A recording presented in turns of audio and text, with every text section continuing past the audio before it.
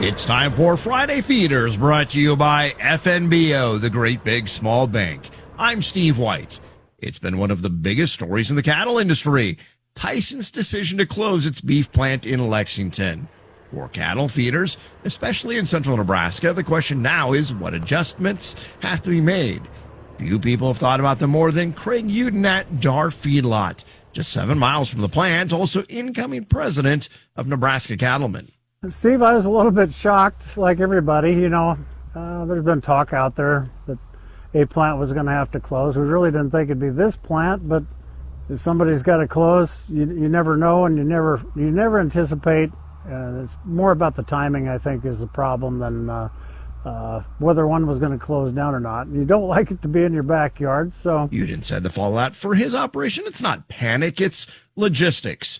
With Lexington no longer an option going forward, the biggest operational change will be how and when cattle get shipped. You have to. I mean, we're 7 miles from this plant, and we do a lot of business. It's not 100% of our business, but we do an awfully high percentage of our business is done at this plant. So we have to rethink. We're going to have to ship. We're going to have to load different times of the day.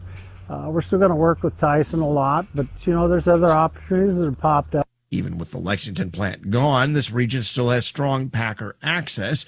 Uden says Dar will shift more cattle to Cargill, JBS, and others. But that means being even more disciplined about the kind of cattle they market. Sustainable's right down the road. We've got Cargill and JBS not very far away.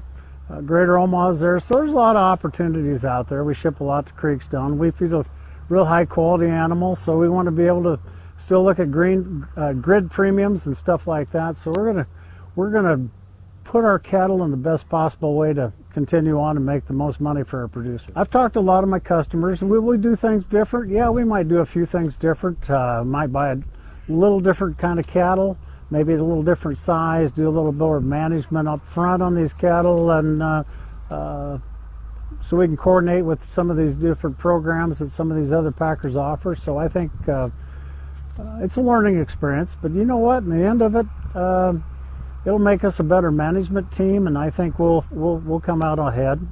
That shift is happening in a tighter cattle environment. The cow herd, as we know, has shrunk dramatically in recent years, although Uden points out carcass weights have gone up. It was 33 million head of beef cows. Now it's about 27.5 million.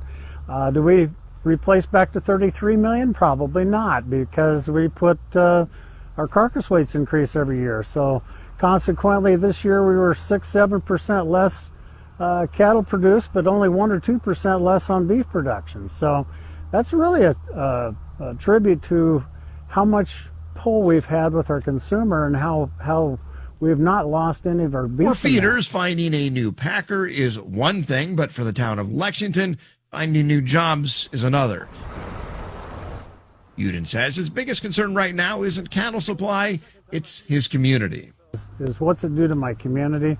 Lexington is a tremendously strong community.